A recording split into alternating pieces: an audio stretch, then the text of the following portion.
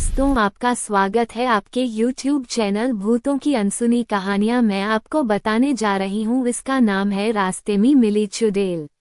Edit bye Shubhu. बहुत पुरानी बात है। गोपाल नाम का एक लड़का था। वह बहुत ही गरीब था। उसके परिवार में कुल मिलकर 5-6 लोग थे, लेकिन कमाने वाला कोई नहीं था। एक दिन गोपाल ने सोचा कि चलो मैं ही कुछ काम ढूंढता हूँ, शायद बाहर मुझे कुछ काम मिल जाएगा तो मेरा परिवार 2 वक्त का खाना तो खा लेगा। उसके बाद गोपाल काम की तलाश के लिए शहर चला गया। सुबह से शाम हो गई, लेकिन उसे अभी तक कोई काम नहीं मिला। मन उदास होकर घर जा ही रहा था कि एक आदमी उसके सामने आया और बोला कि तुम बहुत उदास दिख रहे हो। गोपाल ने बोला, मैं सुबह से काम ढूंढ रहा हूँ, लेकिन मुझे कोई काम नहीं दे रहा, इसलिए उदास होकर घर जा रहा हूँ। उस आदमी ने कहा कि मेरा एक कपड़े की दुकान है, वहाँ पर मैं तुम्हें काम दे सकता हूँ, बोलो मेरे पास काम करोगे? तो गोपाल ने झट से बोला, हाँ मालिक, मैं काम करने के लिए तैयार हूँ। तो उस आदमी ने बोला, ठीक है, कल से तुम काम पर आ जाना। इतना बोलकर वो चला गया। गोपाल बहुत खुश हो गया और अपने घर चला गया। घर जाने के बाद अपने परिवार वालों से बताया कि मुझे काम मिल गया, तो घर वाले भी बहुत खुश हो गए। गोपाल ने दूसरे दिन से काम पर जाना शुरू कर दिया। उसके घर से दुकान लगभग 10 किलोमीटर की दूरी पर था। उसके पास कोई साधन नहीं था, इसलिए वह घर से सुबह निकलता था तो वापस घर आते आते उसे रात हो जाती थी। रोज का उसका ऐसा ही चलता था। एक दिन गोपाल जब दुकान से घर जा रहा था तो उसने देखा कि रास्ते में एक बहुत सुंदर लड़की खड़ी थी। उसके बहुत लंबे लंबे बाल थे, आँखें भी बहुत बड़ी बड़ी थी और कपड़े भी बहुत सुंदर पहनी थी। जब गोपाल उसके सामने आया तो उसे वह गोपाल को बार बार घूरने लगी। गोपाल ने एक बार उस लड़की को देखा और अनदेखा करके अपने घर की ओर चल दिया।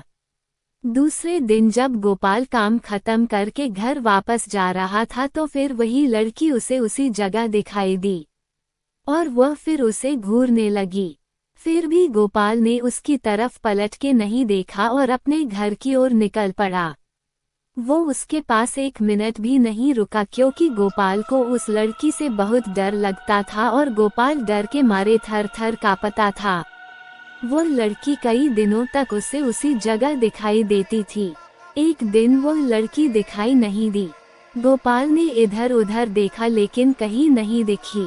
ये कहानी है रास्ते में मिली चुड़ैल के बारे में। वह सोच में पड़ गया और मन ही मन में बोला कि ऐसा क्या हुआ कि वह लड़की आज नहीं आई।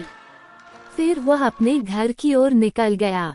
1 महीने बाद उसके घर पर एक चिट्ठी आई। गोपाल ने चिट्ठी को खोला और देखा तो उसमें एक लड़की का नाम लिखा हुआ था और वो नाम था रानी। उसमें से एक फोटो निकली थी जो कि उस रास्ते वाली लड़की से हुबरू मिलती थी। गोपाल ने डर गया कि उसको मेरे घर का पता कैसे मिला।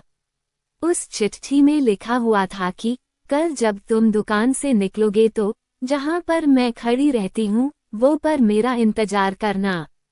गोपाल उसके दूसरे दिन अपना काम खत्म करके दुकान से निकलकर उसी जगह पर पहुंच गया जहां वह लड़की खड़ी रहती थी।